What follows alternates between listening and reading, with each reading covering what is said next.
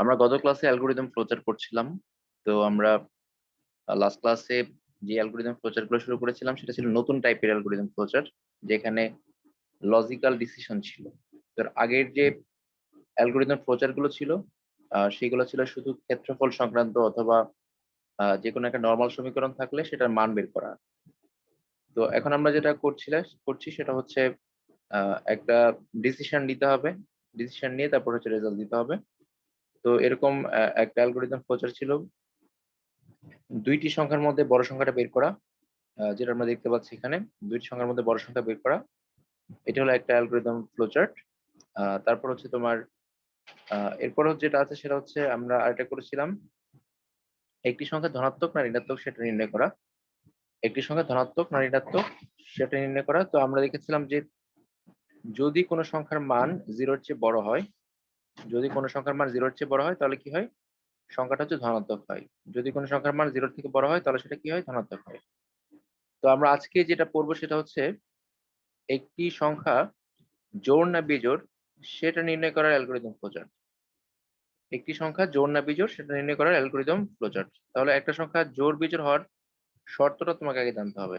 একটা সংখ্যা জোড় না বিজোড় বের করার জন্য প্রথমে কি করতে হবে, জানতে হবে একটা সংখ্যা জোড় কখন হয়, বিজোড় কখন হয়। জোড় বিজোড় কখন হয় সেটা হচ্ছে জানা সবচেয়ে গুরুত্বপূর্ণ।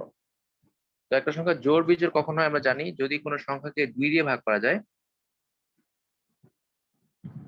যদি কোনো সংখ্যাকে 2 দিয়ে ভাগ করা যায় তাহলে কি হবে, সংখ্যাটা জোড় হবে।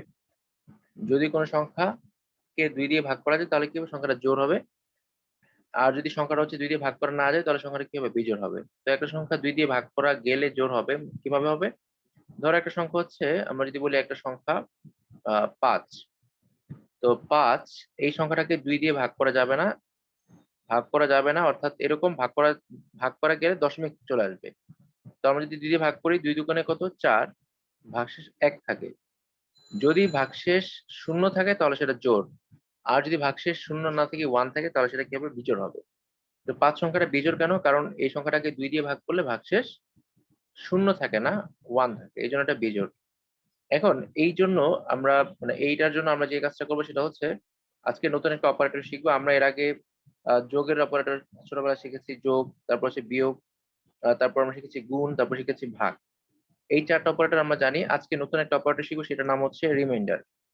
অপারেটর নাম হচ্ছে রিমাইন্ডার, দেখতে হচ্ছে পার্সেন্টের মতো, কিন্তু কাজ হচ্ছে রিমাইন্ডার বের করা। রিমাইন্ডার মানে হচ্ছে ভাগশেষ বের করা।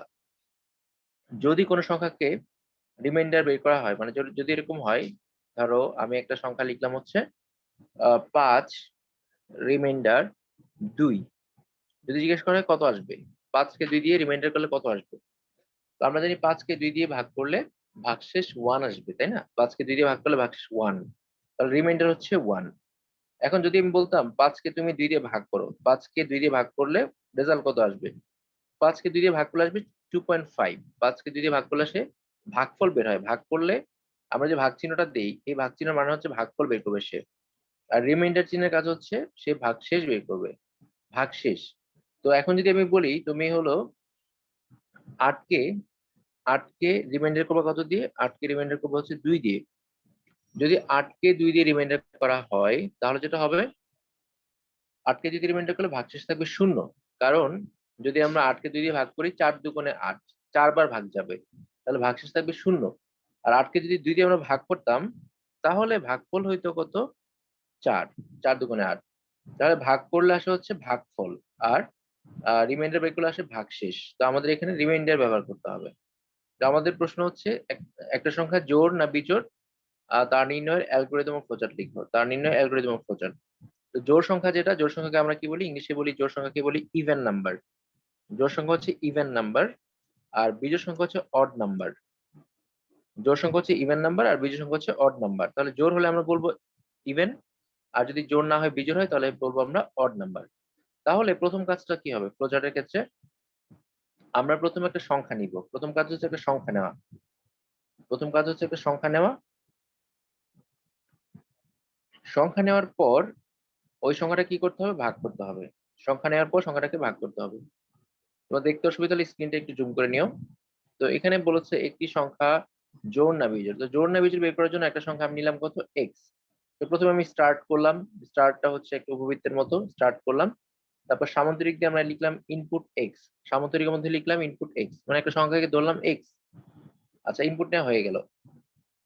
এখন আমি কি জিজ্ঞেস করবো, ইজ, এখানে প্রশ্ন করলাম ইজ, ইজ দেখার পর আমি কি লিখেছি, ইজ এক্স মানে সংখ্যাটা X remainder two equal 0, is x remainder two equal 0, X কে 2 দিয়ে ভাগ করলে কি ভাগশেষ 0 হয়?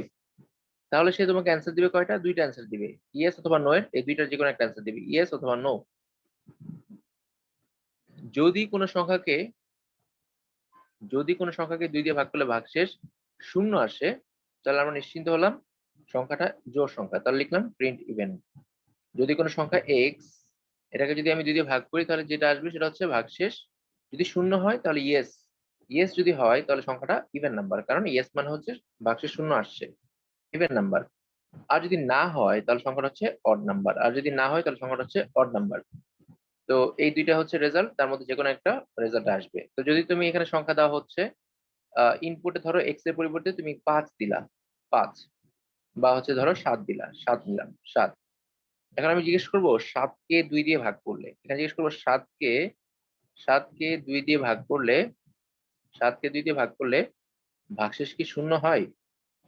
তাহলে সে বলবে না, 0 হয় না, কারণ 7 কে 2 দিয়ে ভাগ করলে ভাগশেষ 1 আসবে, কারণ 7 হচ্ছে বিজোড় সংখ্যা।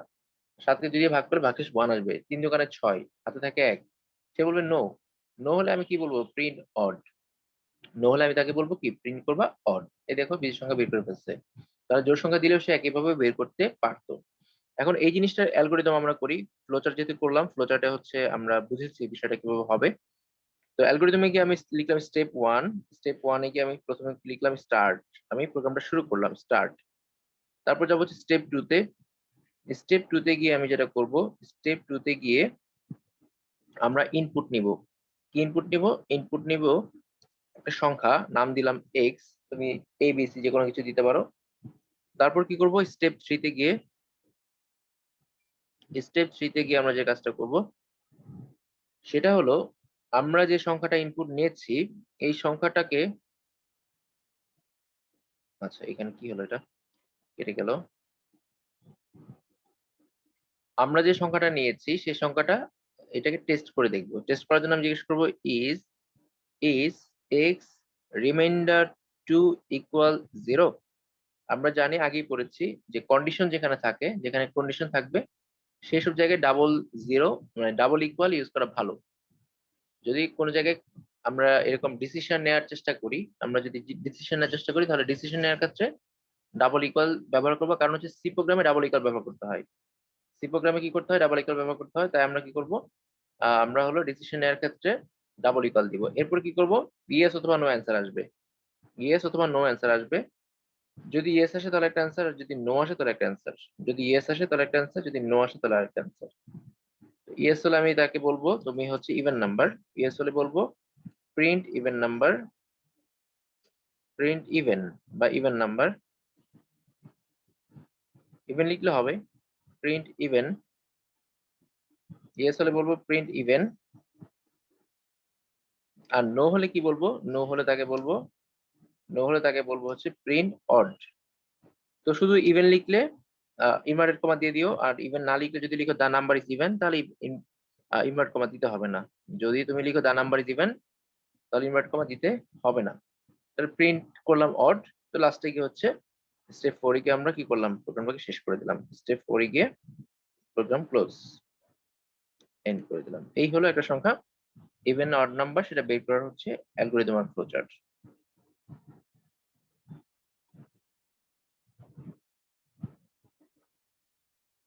এখন যদি তোমাকে বলে, যদি বলা হয় যে একটি সাল লিপ ইয়ার কিনা, একটা সাল লিপ ইয়ার কিনা সেটা নির্ণয়ের অ্যালগরিদম ফ্লোচার্ট, কোন একটা সাল লিপ ইয়ার কিনা সেটা বের করার অ্যালগরিদম ফ্লোচার্ট। তো আমরা জানি কোন একটা সাল লিপ ইয়ার কিনা, এটা বের করার সূত্র হচ্ছে, তোমরা জেনারেলি যেটা জানো সেটা হচ্ছে একটা সালকে 4 দিয়ে ভাগ করলে সালটা লিপ ইয়ার হয়, কিন্তু এটা আসলে পুরোপুরি ঠিক না। কারণ হচ্ছে অনেক সাল আছে যেগুলোকে 4 দিয়ে ভাগ করলে দেখা যায় কি সেটা হচ্ছে ভাগ যায়, কিন্তু হচ্ছে সালটা লিপ ইয়ার না, এরকম অনেক সাল আছে। যেমন ধরো আমি যদি বলি 2100 সাল, আমি যদি বলি 2100 সাল, তো 2100 সাল হচ্ছে লিপ ইয়ার না, কিন্তু 4 দিয়ে ভাগ করা যায়। আবার 1900 সাল, এটা লিপ ইয়ার না, কিন্তু 4 দিয়ে ভাগ করা যায়। লিপ ইয়ার বের করার যে অ্যাকচুয়াল ফর্মুলা সেটা হচ্ছে একটা সালকে প্রথমে তুমি ভাগ করবা। তো ভাগ করার পর সেটা হচ্ছে প্রথমে 4 দিয়ে ভাগ করবা না, প্রথমে 400 দিয়ে ভাগ করবা। 400 দিয়ে ভাগ করার পর যদি ভাগশেষ পাওয়া যায় তাহলে সালটা লিপ ইয়ার, আর যদি না পাওয়া যায় তাহলে আরেকটা ফর্মুলা আছে। জাস্ট নিয়মটা একটু ভালো করে খেয়াল করবা। প্রশ্ন হচ্ছে একটি সাল লিপ ইয়ার কিনা তার নির্ণয়ের অ্যালগরিদম ফ্লোচার্ট। একটি সাল লিপ ইয়ার কিনা তার নির্ণয়ের অ্যালগরিদম ফ্লোচার্ট। তো একটা সাল মনে করো হচ্ছে এক্স। এক্স লিপ ইয়ার হবে তখনই যদি এই ফর্মুলা অ্যাপ্লাই করো।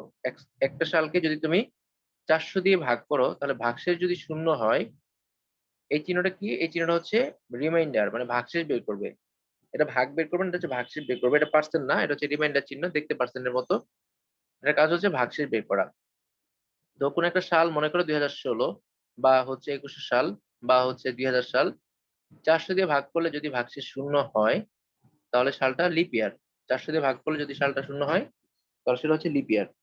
আর যদি শূন্য না হয় তাহলে তো আমরা আমরা কি করব, তাকে আরেকটা চান্স দেবো। সেটা হচ্ছে ওই সালটাকে তখন তুমি দুইটা টেস্ট করাবা।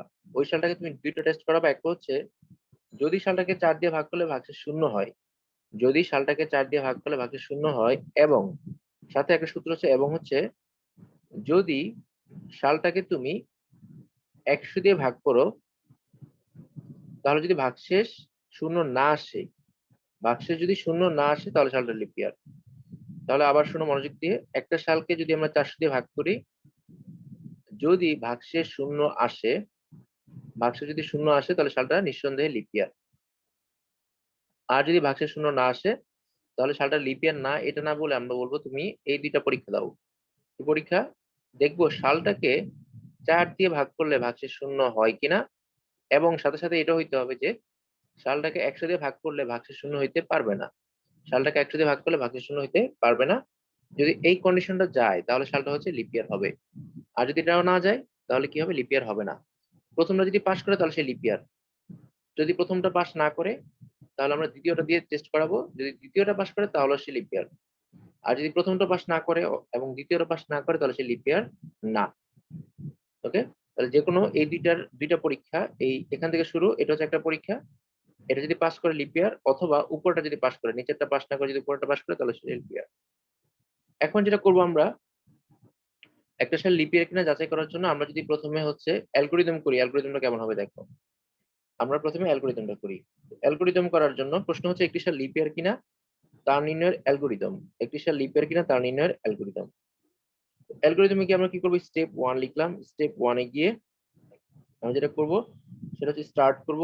স্টার্ট করার পর আমরা স্টেপ 2 থেকে ইনপুট নিব। স্টেপ 2 থেকে কি করব? ইনপুট নিব। নিলাম ইনপুট। ইনপুট হলো একটা সালের নাম নিলাম, সালটা হচ্ছে এক্স। স্টেপ 3 থেকে আমরা যেটা করব সেটা হচ্ছে আমরা তাকে প্রশ্ন করব, জিজ্ঞেস করব ইজ ইজ জিজ্ঞেস করব, এই প্রশ্নটা করব, এই যে সালটা x, is x% 400 equal 0।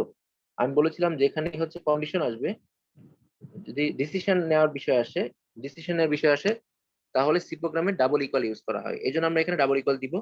Algorithm ফ্লোচার্টে একটা ইকুয়াল দিলে কাটবে না, কারণ অ্যালগরিদম ফ্লোচার্টের নির্দিষ্ট নিয়ম নাই। কিন্তু সি প্রোগ্রামে ডাবল ইকুয়ালের জায়গায় একটা ইকুয়াল পড়লে তাহলে 0 দিয়ে দিবে। এই জন্য আমরা আগে থেকে অভ্যাস করার জন্য অ্যালগরিদম ফ্লোচার্টে ডাবল ইকুয়াল দিয়ে অভ্যাস করব। তাহলে কি হবে? একসাথে দুইটা কাজই হবে। তাহলে আমরা মাথায় নিয়ে রাখলাম যে ডিসিশন নেওয়ার সময় যখন আমরা এরকম ডিসিশন বা লজিক নিব, তখন আমরা কি করব? ডাবল ইকুয়াল ইউজ করব একটা ইকুয়ালের পরিবর্তে। তাহলে প্রশ্ন হচ্ছে একটা সাল লিপ ইয়ার কিনা। তাহলে লিপ ইয়ার হওয়ার শর্ত হচ্ছে প্রথমে সালটাকে 400 দিয়ে ভাগ করতে হবে। যদি ভাগশেষ শূন্য হয় তাহলে সে হচ্ছে নিঃসন্দেহে লিপ ইয়ার। যদি শূন্য হয় তাহলে আমরা বলবো হচ্ছে যেহেতু ভাগশেষ শূন্য আসছে, তাহলে আমি তাকে বলবো ইয়েস হলে বলবো প্রিন্ট লিপ ইয়ার। ইয়েস হলে বলবো প্রিন্ট লিপ ইয়ার। ইয়েস হলে বলবো প্রিন্ট লিপ ইয়ার। লিপ ইয়ার। আচ্ছা, যদি শূন্য না হয়, যদি শূন্য না হয় তাহলে আমি কি করবো? তাকে বলবো আরেকটা টেস্ট আছে। যদি শূন্য না হয় তাহলে আমি তাকে বলবো কি আছে, আরেকটা পরীক্ষা আছে। সেই পরীক্ষাটা কি? যদি নো আসে তাহলে প্রশ্নে যদি এখানে যদি 400 দিয়ে ভাগ করলে শূন্য না আসে তাহলে আমি তাকে বলবো তুমি পরের স্টেপে যাও। পরের স্টেপে যাওয়ার পরে তোমার জন্য আরো পরীক্ষা আছে। আমি বললাম গো টু স্টেপ স্টেপ 4, মানে পরের স্টেপে যাও। যদি সরাসরি শূন্য চলে আসে তাহলে তো লিপ ইয়ার। না হলে তাকে কি করব, বলবো পরের স্টেপে যাও। পরের স্টেপে গিয়ে আমরা হচ্ছে স্টেপ 4 এ গিয়ে কি করব, আবার তাকে প্রশ্ন করব। স্টেপ 4 এ গিয়ে আবার তাকে প্রশ্ন করব, ইজ, কি প্রশ্ন করব, এই প্রশ্নটা করব, ইজ, বলবো সালটাকে 4 দিয়ে ভাগ করলে ভাগশেষ কি শূন্য হয়? ডাবল ইকুয়াল দিব, 4 দিয়ে ভাগ করলে ভাগশেষ কি শূন্য হয়? এবং সাথে বলবো এবং এটা হয় কিনা, এবং এটা হয় কিনা। কোনটা হয়? এই যে 100 দিয়ে ভাগ করলে ভাগশেষ শূন্য হতে পারবে না, এটা হয় কিনা।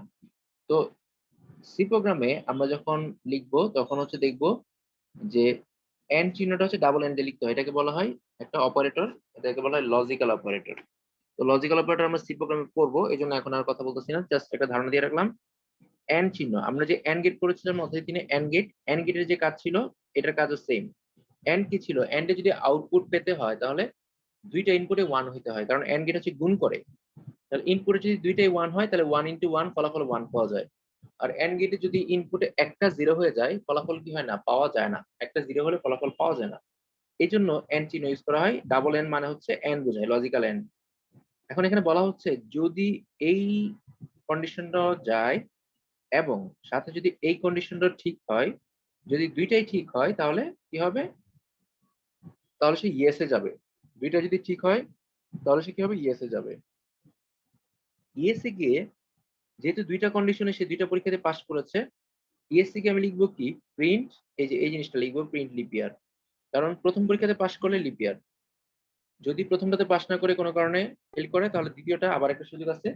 দ্বিতীয়টার ক্ষেত্রে দুইটা পরীক্ষায় পাস করতে হবে, যদি পাস করে তাহলে লিপিয়ার।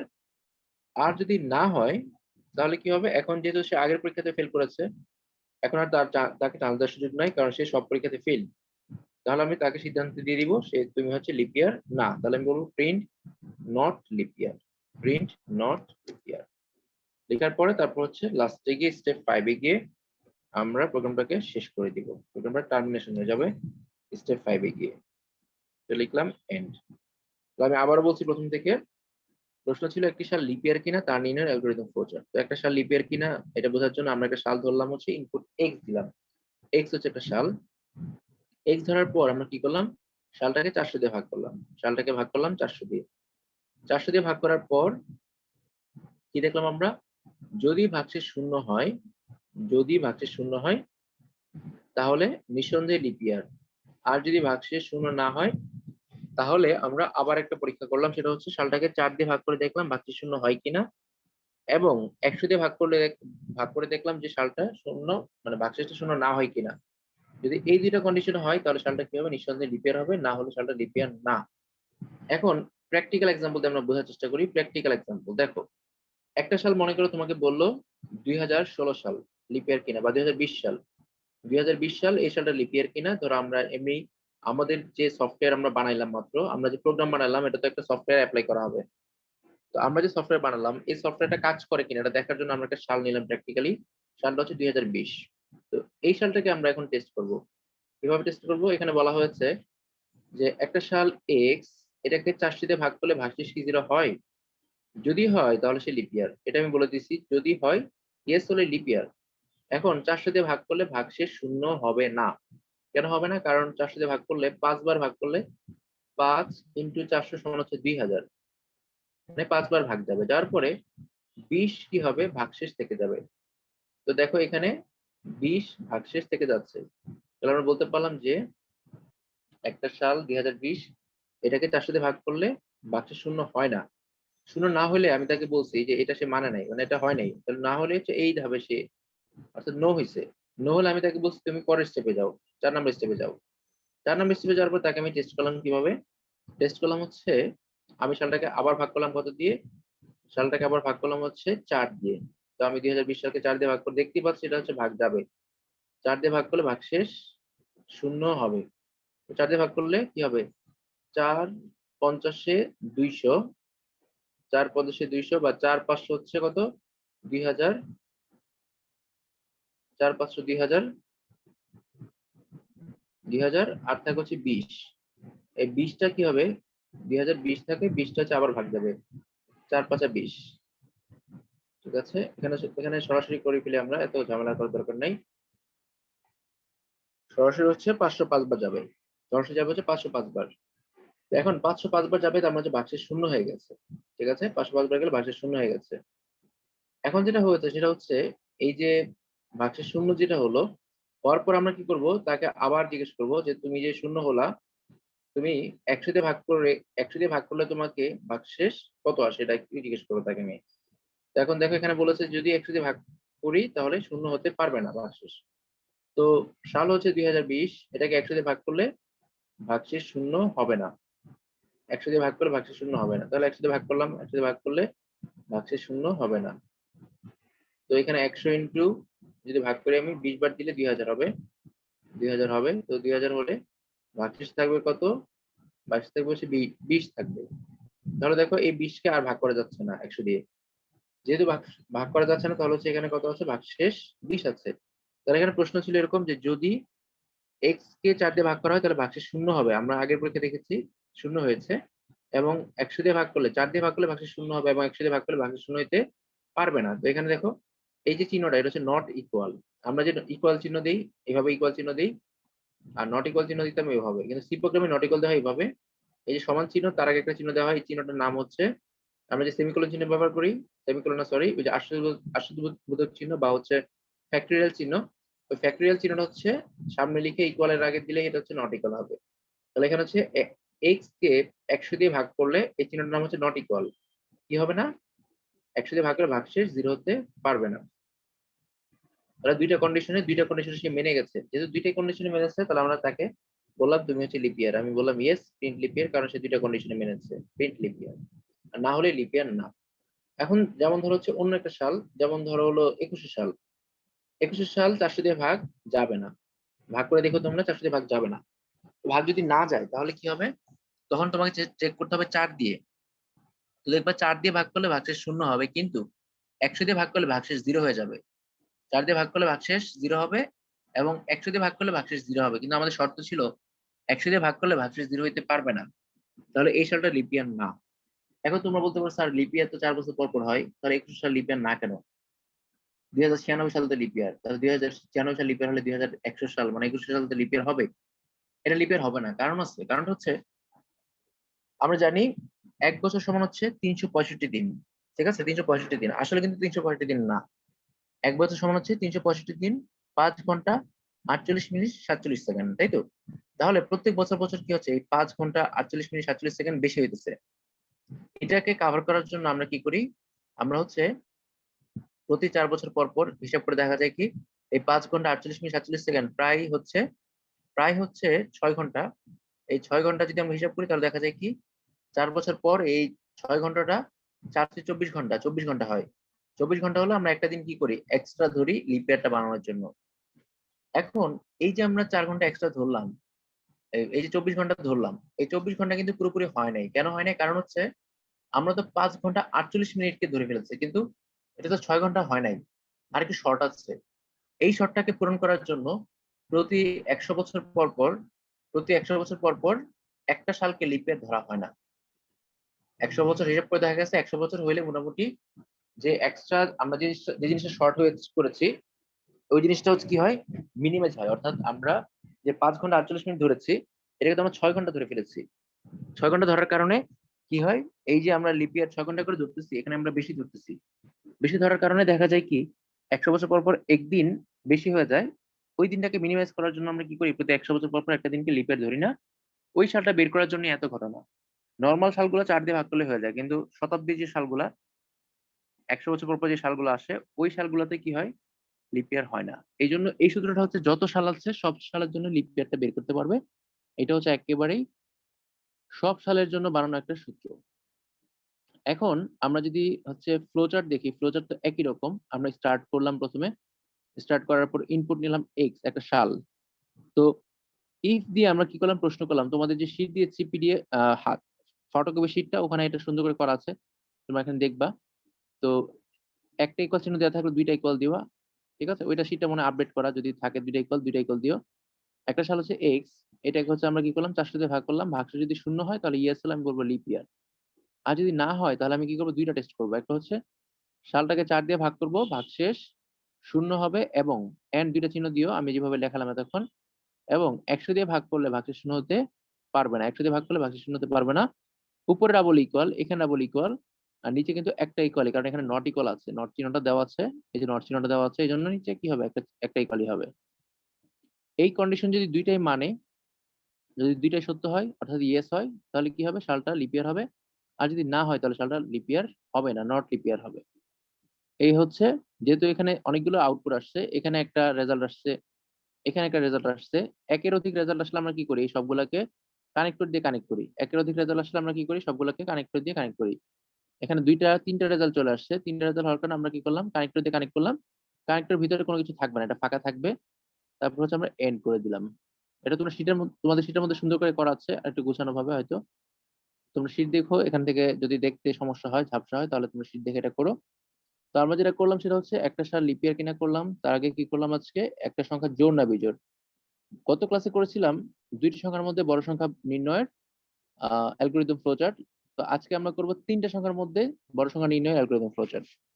আজকে যা করাচ্ছি সবগুলাই কলেজে পরীক্ষার জন্য গুরুত্বপূর্ণ, এখান থেকে একটা কলেজে পরীক্ষা আসবে। সামনে যদি অধ্যায় 5 থেকে পরীক্ষা হয়, তাহলে আজকে যেটা করাচ্ছি এই তিনটা থেকে যে কোনো একটা পরীক্ষাতে আসবে, ইভেন দুইটাও আসতে পারে।